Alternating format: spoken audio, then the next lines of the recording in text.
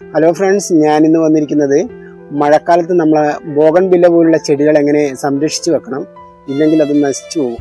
Bougainvillea, കടലാസ് പൂ പോലുള്ള ചെടികളെ നമ്മൾ കൂടുതൽ പൈസയൊക്കെ മുടക്കി കൂടുതൽ ആൾക്കാരും വാങ്ങി വെച്ചിട്ടുണ്ട്. ഹൈബ്രിഡ് ഇനത്തിൽപ്പെട്ട ബോഗൺവില്ലകൾ ഇതൊക്കെ മഴ കൂടുതൽ കൊണ്ടുകഴിഞ്ഞാൽ ഇത് നാശമായി പോകുന്നതായിരിക്കും, അഴുകിപ്പോകും, പെട്ടെന്ന് തന്നെ പോകുന്നതായിരിക്കും. അതുകൊണ്ട് ഇതുപോലുള്ള ഹൈബ്രിഡായ ബോഗൺവില്ലകൾ, കടലാസ് പൂക്കളെല്ലാം അത് മഴ നനയാതെ നല്ല രീതിയിൽ അത് മാറ്റി വെച്ചില്ലെങ്കിൽ ഡിസംബർ പോലുള്ള നല്ല പൂക്കുന്ന സമയമാകുമ്പോൾ നമുക്ക് ഇതിനൊന്നും പൂക്കളും ഉണ്ടാവില്ല, ചെടിയും ഉണ്ടാവില്ല, ആ അവസ്ഥയിലോട്ട് വരും. അതുപോലെ തന്നെ നമ്മളെ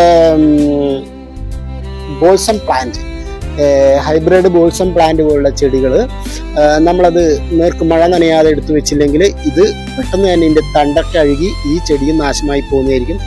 ഈ ചെടിയാണെങ്കിൽ ഡിസംബർ മാസത്തിലൊക്കെ നിറഞ്ഞു പൂക്കുന്ന ചെടികളാണ്. മുറ്റത്തിന് നല്ല അഴകും എല്ലാം കിട്ടുന്ന ഒരു നല്ലൊരു പ്ലാന്റാണ് ഇത്. ചെടികളെ ഇഷ്ടപ്പെടുന്നവർ ഇതൊക്കെ സൂക്ഷിച്ച് വെക്കുക.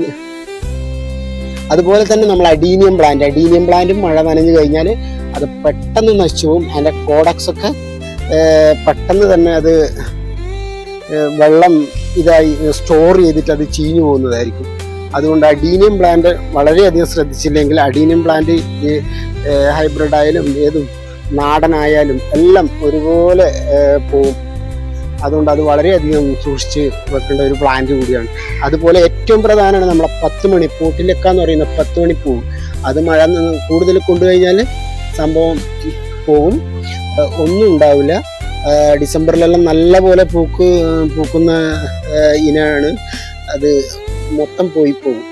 അതുപോലെ നമ്മൾ ഒരുപാട് കോംബോ ഓഫറും അതും ഇതെല്ലാം വെച്ചിട്ട് നമ്മൾ വാങ്ങി വെച്ചിട്ടുണ്ടാവും 10 മണി പ്ലാന്റ്. അത് വളരെയധികം ശ്രദ്ധിക്കണം, ഇല്ലെങ്കിൽ പോകും. ചെടികളെ ഇഷ്ടപ്പെടുന്നവരും പ്ലാന്റുകൾ ഇഷ്ടപ്പെടുന്നവരും ഇതൊക്കെ ശ്രദ്ധിക്കുക. അതുപോലെ എൻ്റെ വീഡിയോ കാണുന്നവർ സബ്സ്ക്രൈബ് ചെയ്യുക, ലൈക്ക് ചെയ്യുക, കമൻറ്റ് ചെയ്യുക. ഓക്കെ.